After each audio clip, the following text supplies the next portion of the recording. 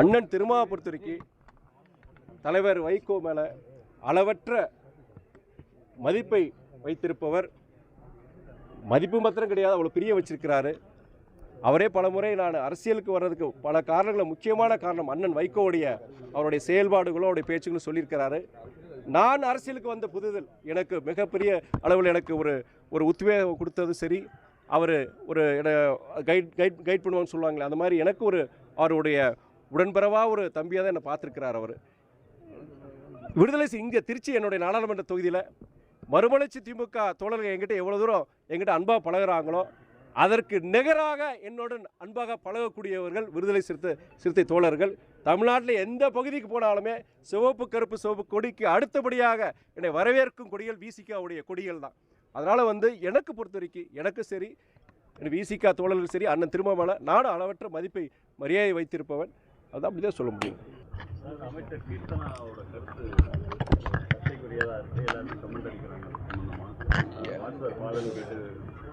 அது ஒரு narrative set பண்ணுறாங்க. அதாவது அந்த அமைச்சர் பொறுத்த வரைக்கும் அவங்க தொகுதிக்குட்பட்ட ஒரு பள்ளியில், ஒரு அரசு பள்ளிகளுக்கு போய் அங்கே ஆய்வு பண்ண போயிருக்கிறாங்க. ஆய்வு பண்ண போகும்போது அங்கே இருக்கிற மாணவர்கள்கிட்ட அவங்க உரையாடுறாங்க. அதில் என்னென்னா அவங்க ஆங்கில புலமை பொறுத்த வரைக்கும் அது ஏற்கனவே அவங்க சொல்லியிருக்கிறாங்க. ஏன்னா என்னை போன்றவர்கள் அவங்க அரசு பள்ளியில் படிக்காட்டியும் அரசு கவர்மெண்ட் எய்டட் ஸ்கூலில் தான் படிச்சிருக்கிறாங்க, தனியார் பள்ளியில் படிக்கலை. ஒரு சாதாரண ஒரு குடும்பத்தில் வந்திருக்கிறாங்க. அவங்கள பொறுத்த வரைக்கும் அவங்க என்ன தான் ஒரு கல்லூரிக்கு போய் இன்றைக்கி ஒரு நல்ல ஒரு அமைச்சராக அதுக்கு முன்னாடி பல இதில் வேலை பார்த்துருந்தாலும் கார்ப்பரேட் உள்ளது போனாலுமே அந்த ஆங்கில புலமை எனக்கு இல்லை. அது அரசு பள்ளி இந்த மாதிரி இதில் படிக்கிற பிள்ளைகளுக்கு ஒரு மிகப்பெரிய ஒரு குறைபாடாக இருக்குது அப்படின்னு சொல்லிட்டு அவங்க சொல்லியிருக்கிறாங்க. அதை கருத்தை திரும்பி சொல்கிறாங்க. அப்படி இருக்கும் பொழுது நம்ம தொகுதியை சார்ந்த அந்த அரசு பள்ளியை பொறுத்த வரைக்கும் மாணவர்களுடைய அந்த ஆங்கில புலமையை இது பண்ணுறதுக்காண்டி அவங்க அந்த கேள்வியில் கேட்டிருக்கலாம். ஆனால் அதில் கொஞ்சம் பக்குவம் தேவை, மறுக்கிறதுக்கு கிடையாது. ஆனால் அதை 1 4 4 8 இன்றைக்கி ஏதோ மிகப்பெரிய அவங்க தவறு செஞ்ச மாதிரி அதுக்கு ஒரு நரேட்டிவ் செட் பண்ணி இன்றைக்கி பண்ணுறாங்க. இது என்னென்னா, நான் ஏற்கனவே சொல்லியிருக்கிறேன், நான் தாவேக அரசாங்கம் பொறுத்த வரைக்கும் கால அவகாசம் கொடுக்கணும். கண்டிப்பாக இதில் பொறுத்த கொஞ்சம் பக்குவம் தேவை, கண்டிப்பாக தேவை. அதை மறுக்கிறது கிடையாது. நீங்கள் உங்களை மாதிரி பத்திரிகையாளர் ஊடகவியாளர்கள் இதை செய்தியாக்கியிருக்கிறீங்க. அது கண்டிப்பாக அமைச்சர் அந்த அமைச்சர் மாத்திரம் கிடையாது, இந்த பொதுவாக அது அமைச்சர்கள் மாத்திரம் கிடையாது, யாராக இருந்தாலும் பொறுத்த வரைக்கும் அது குழந்தைங்கிட்ட இது பண்ணும்போது கொஞ்சம் பக்குவமாக இருப்பதுக்கு நல்ல விஷயம். அது ஒரு நல்ல விஷயமாக நான் பார்க்குறேன். ஆனால் அது மிகப்பெரிய பிரச்சனை வரை மிகப்பெரிய ஒரு கொலை குற்றம் செஞ்ச மாதிரி கொண்டு அதை சித்தரித்து அது பண்ணுறது ஒரு ஃபேக் ஒரு நரேட்டிவ் ஓட்டுறாங்க. இது மாத்திரம் கிடையாதுங்க. இந்த அரசாங்கம் வந்ததுலேருந்து குறைகளை சொல்லக்கூடாது கிடையாது. ஆனால் அதை ஒரு நரேட்டிவாக கொண்டு போய் ஏதோ இவங்க ஆட்சியில் எல்லாமே சிறப்பாக இருந்த மாதிரியும் தேனும் பானம் ஓடின மாதிரியும் ஒரு இதை கொண்டு வராங்க.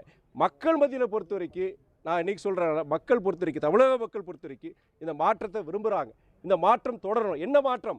லஞ்சம் லாவண்யம் இல்லாத ஒரு வெளிப்படைத்தன்மையான ஒரு அரசை ஜனங்க விரும்புகிறாங்க. அது யாரும் மறுக்க முடியாது. இது போன்ற குறைகளை இருக்கதான் செய்து ஏற்கனவே நம்ம சொல்லியிருக்கோம் இல்லையா? தாவேக சார்ந்த அமைச்சராக இருக்கிற அண்ணன் செங்கோட்டையனை தவிர எல்லாம் புதியவர்கள். அதில் சில பேரெல்லாம் முதல் முறையாக இன்றைக்கி சட்டமன்ற உறுப்பினர்லாம் ஆயிருக்கிறாங்க. அவங்கெல்லாம் அப்படிப்பட்டவங்களுக்கு சில இது பொறுத்த வரைக்கும் சில நாளடைவில் அவங்க தெரிஞ்சுக்குவாங்க. அதுக்குண்டான ஒரு பொறுப்பான ஒரு எதிர்கட்சியாக நம்ம ஆலோசனை சொல்லலாம், இது மாதிரி சொல்லலாம். ஆனால் எதுக்கெடுத்தாலும் விமர்சனம், எதுக்கெடுத்தாலும் ஒரு கொச்சைப்படுத்துறது, இது தயவு செய்து எதிர்கட்சிகளை தவிர்க்க வேண்டும் தான் என்னுடைய கோரிக்கையாக இருக்குது. விஜய் நாளைக்கு வர நாளைக்கு அந்த இறந்த குடும்பத்துக்கு சரியான நடவடிக்கை இல்லை. அது என்ன நடவடிக்கை? அது எப்படி தவறாக முடியும்? ஒரு விபத்தில் ஒரு 41 பேர் இறந்துருக்கிறாங்க. அந்த விபத்து பொறுத்தவரைக்கும் விசாரணை நடந்துகிட்ருக்கு. எதனால் அந்த விபத்து நடந்து விசாரணை நடந்துகிட்ருக்கு. அது அன்றைய அரசுடைய அஜாக்கிரதை போக்கா, இல்லை காவல்துறையுடைய அஜாக்கிரதை போக்கா, இல்லை நிகழ்ச்சி நடத்துகிறவங்களோட அஜாக்கிரதை போக்காங்கிறது விசாரணை இன்னும் விசாரணை முடியல. ஆனால் அது எல்லாம் இறந்தவங்க பார்த்தீங்கன்னா 41 குடும்பங்கள் ரொம்ப சாதாரண ஏழை வீட்டு பசங்க பெண்கள் தான் இறந்துருக்கிறாங்க, குழந்தைங்க இறந்துருக்கிறாங்க. அந்த குடும்பங்களுக்கு, துயரற்ற குடும்பங்களுக்கு பொறுத்த வரைக்கும் ஒரு அரசாங்க வேலையை கொடுக்குறது தவறு கிடையாது. நான் அதை தப்பாக கூட நம்ம சொல்ல முடியாது. சாதாரண இல்லை. அதாவது இல்லை, நீங்கள் ஒன்றே ஒரு கேள்வி கேட்குறீங்க. அதாவது அது கரூர் சம்பவத்தில் இறந்த 41 பேருக்கு அந்த குடும்பங்களுக்கு ஏதோ அரசு வேலை கொடுக்கறது சரியான்னு கேட்குறீங்க. நான் சரின்னு சொல்லுவேன். ஏன்னா எல்லாம் சாதாரண ஏழை குடும்பங்கள் தான். அந்த குடும்பத்தில் ஒருத்தர் இன்றைக்கி அந்த துயரற்ற அந்த குடும்பங்களுக்கு ஒரு வேலை வாய்ப்பு கொடுத்துச்சுன்னா அந்த குடும்பத்துக்கு இந்த நேரத்தில் ஒரு சந்தோஷம் கொடுக்கும். அதே நேரத்தில் இவங்களுக்கு கொடுக்கலையா அவங்களுக்கு எல்லாரும் கொடுக்கணுங்கிறத என்னோட எண்ணம். நீங்கள் இதை பற்றி கேட்டீங்க, நான் சரின்னு சொன்னேன். நான் ஒட்டு போடாதீங்க. சரி, வாழ்வாதாரத்திற்கு 35 ரூபா பணம் கொடுக்கப்பட்டிருக்கிறது. தமிழக அரசு கொடுத்துருக்கு, அவர் 10 ரூபா கொடுத்துருக்காரு, பாரதிய ஜனதா கொடுத்துருக்கு. இவ்வளவு கொடுத்து அவங்க அரசு வேலை தேவையா அவங்களுக்கு? அதாவது நீங்கள் அந்த ஏழை இல்லை இது பாருங்க அதாவது ஒரு துயர சம்பவத்தில் ஒரு இருக்கிற ஒரு குடும்பங்களுக்கு பொறுத்த வரைக்கும் அவங்களுக்கு ஆதரவாக ஒரு இழப்பீடு கொடுக்குறதோ ஒரு வேலை வாய்ப்பு கொடுக்குறதோ நம்ம தவறுன்னு சொல்லிட முடியாது. ஆனால் இதை விட பாதிக்கப்பட்ட நபர்கள் இருக்கிறாங்கன்னா அவங்களுக்கு முன்னுரிமை வழங்கப்படும் தான் என்னுடைய கருத்து. சரிங்களா? மத்திய அரசோட திட்டங்களை பெறுவதற்கு இணக்கமாக இருக்கிறது அவசியமா இல்லை மோதல் போக்கு? கடந்த காலங்களில் திமுக மோதல் போக்கு தான் நீங்கள் இணக்கமான சூழ்நிலை இல்லை. இதில் நல்ல கேள்விங்க பத்திரிகையாளர். நான் ஒரே ஒரு விஷயங்க, ஒன்றிய அரசு பொறுத்த வரைக்கும் இது நம்முடைய முதலமைச்சர் தெளிவாக சொல்லியிருக்காரு, நம்ம அரசாங்கம் தெளிவாக சொல்லியிருக்கு. என்ன சொல்லியிருக்காங்கன்னா, ஒன்று அரசியல் காரணங்களுக்காக எதிர்க்கிறது அது ஒரு விஷயம், அதில் நம்ம எந்த விதத்துலையும் நிலைப்பாட்டில் மாற்றம் கிடையாது. அதே வேளையில் அட்மினிஸ்ட்ரேட்டிவ் ரீசன்ஸ் நீங்கள் நம்ம நிர்வாகத்துக்காக அது ஒரு ஒத்துப்போகிற ஒரு இதை நம்ம கொண்டு போகணும். நம்ம உதாரணம் சொல்லணும்னா இருமொழி கொள்கை, அதில் பொறுத்த வரைக்கும் நம்மளுடைய சகோதரர் விஜய் தலைமையிலான அந்த அரசாங்கம் பொறுத்த வரைக்கும் அதில் உறுதியாக இருக்கிறாங்க. நாங்கள் மும்மொழி கொள்கையை நாங்கள் ஆதரிக்க மாட்டோம், இருமொழி கொள்கையில் தான் நாங்கள் உறுதியாக இருக்கோம்னு சொல்லியிருக்கிறாங்க. அதே மாதிரி பல நம்முடைய கடந்த காலங்களில் தமிழக நலனுக்காக பின்பற்றப்பட்ட சில விஷயங்கள் பொறுத்த வரைக்கும் அது தொடருன்னு சொல்லியிருக்கிறாங்க. ஆனால் ஒன்றிய அரசு சாராமல் ஒன்றிய அரசுடைய ஒத்துழைப்பு இல்லாமல் இங்கே அரசாங்கம் நடத்த முடியுமாங்கிற கண்டிப்பாக அது முடியாது. அது என்னென்னா அந்த ஒரு மோதல் போக்கை கண்டிப்பாக அதை நம்ம தவிர்க்கணுங்கிறதா ஒரு அரசாங்கம் சொல்லியிருக்கிறாங்க. அதில் எந்த தவறு நான் பார்க்கல. நான் நீங்கள் அரசியல் ரீதியாக கொள்கை ரீதியாக நீங்கள் எதிர்க்கலாம் செய்யலாம். ஆனால் தமிழ்நாட்டுக்கு வர வேண்டிய நிதிகள், தமிழ்நாட்டுக்கு வர வேண்டிய திட்டங்கள், அந்த திட்டங்களை நிறைவேற்றக்கூடிய நிதி இது இல்லாமல் நம்ம நடத்த முடியாது. அதை பொறுத்த வரைக்கும் நீங்கள் பிரதம மந்திரி சந்திக்கிறதோ இல்லை அமைச்சர்களை சந்திக்கிறதோ இது கடந்த காலம் சந்திச்சு தான் பேசிட்டு தான் இருந்தாங்க அவங்க. இப்போயே அது தொடர தான் செய்யுது. எப்படி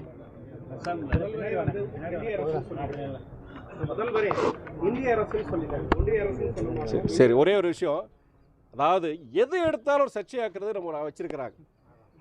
இது இந்திய அரசு சொல்லலாம், ஒன்றிய அரசு சொல்லலாம். இப்போ இந்திய அரசு சொல்லக்கூடாதுன்னா அப்புறம் என்ன பாகிஸ்தான் அரசு சொல்ல முடியாது, சீனா அரசு சொல்ல முட்டா பையெல்லாம் இருக்கானுங்க. உங்களை சொல்லலைங்க, சொல்கிறவனே சொல்கிறேன் நான். அதாவது ஒன்றிய அரசுங்கிறது நம்ம தமிழ் வழியில் நம்ம ஒன்றிய அரசு சொல்கிறோம், தவறு கிடையாது. அதே வேளையில் இந்திய அரசு நான் சொல்ல தான் செய்வேன் நான், அது தவறு கிடையாது. இதை இன்னைக்கு அமைச்சர் கீர்த்தனா விஷயம் நான் சொல்லிட்டேன். நான் அவங்க ஏதோ அந்த அணுகுன முறையில் கொஞ்சம் தவறுகள் இருக்கலாம், ஆனால் அவங்களுடைய நோக்கம் தவறு கிடையாது. என்னன்னா என்ன மாதிரியே அந்த ஆங்கில புலமை இந்த பசங்களுக்கு இல்லையே, நாளைக்கு அவங்க சங்கடப்படக்கூடாது அங்கிற முறையில் பண்ணியிருக்கிறாங்க. அந்த அணுகுன முறையை தவறான இருக்கலாம், ஆனால் நோக்கம் சரின்னு தான் நான் சொல்லுவேன். நான் இது மாதிரி என்னன்னா பத்திரிகையாளர் ஊடகங்களை உங்களுக்கு எல்லாரும் சொல்கிறேன். நான் இன்னைக்கு கடந்த சில 50 நாட்களுக்காக என்னன்னா ஒரு நரேட்டிவ் செட் பண்ணுறாங்க. பொதுவாக அது ஜனங்களை ரசிக்கலை. பத்திரிகையாளர் ஊடகவியலர் உங்களுக்கு எல்லாம் தெரியும் என்ன நடக்குதுன்னு. உதாரணம் நம்ம இன்னொரு குற்றச்சாட்டு வச்சாங்க, தமிழ்தாய் வாழ்த்து முதல்ல பாடினாங்க, அதுக்கப்புறம் நீங்கள் 2 முறை நீங்கள் தேசிய கீதத்தை ஏன் பாடினாங்க, அது ஒரு கேள்வியா? இதெல்லாம் என்னங்க ஜனங்க சிரிக்கிறாங்க. இதெல்லாம் நம்ம நாட்டில் தேசிய கீதம் மூடோட பாடினாலும் என்ன தவறுங்கிறது நான் கேட்குறேன். நான் தமிழ்தாய் வாழ்த்து முதல்ல பாடுறது அந்த ஒரு முக்கியமான கோரிக்கையை இந்த அரசாங்கம் நிறைவேற்றிருக்கு. இப்போ அதில் எந்த இது கிடையாது. இதுக்கு முன்னாடி செய்ய முடியல. இந்த அரசாங்கம் தமிழ்தாய் வாழ்த்து முதல்ல பாட வச்சிருக்கிறாங்க. அதுக்கப்புறம் 2 முறை தேசிய கீதத்தை பாடியிருக்கிறாங்க. இதில் என்ன தவறு? எதுக்கு எடுத்தாலும் குத்தன்னு சொன்னால் எப்படி இது பண்ணுறது? நம்ம திருப்பதி, திருவண்ணாமலை, ஸ்ரீரங்கம் போன்ற புனித ஸ்தலங்களை இணைப்பது மட்டுமல்லாமல் கல்வி ரீதியாகவும் நீங்கள் மருத்துவத்துறை ரீதியாகவும் இணைக்கின்ற ஒரு ரயில் சேவையை நான் பார்க்குறேன். ஏன்னா நீங்கள் நிறைய பேர் நம்ம திருச்சியிலேருந்து வேலூருக்கு சிஎம்சி மருத்துவமனைக்கு போகிறாங்க. அவங்களுக்கு சரி அந்த பகுதியிலேருந்து இங்கே திருச்சிக்கு இங்கே மருத்துவ சேவையில் வரவங்களாக இருக்கட்டும், நிறைய பேர் இன்றைக்கி விஐடி கல்வி நிறுவனத்துக்கு நிறைய பேர் இந்த பகுதியில் மத்திய தமிழ்நாடு போகிறாங்க. அவங்களுக்கு இந்த சேவை நீங்கள் வேலூருக்கு போகும்போது அங்கே பயனுள்ளதாக இருக்கும். அதேமாதிரி வேலூரை மற்ற நம்முடைய திருவண்ணாமலை பகுதியிலேருந்து இந்த திருச்சி, தஞ்சாவூர் இந்த பகுதியில் நிறைய கல்வி நிறுவனம் படிக்கிற மாணவர்கள் இருக்கிறாங்க. அவங்களுக்கு இந்த ரயில் சேவை பயனுள்ளதாக இருக்கும்.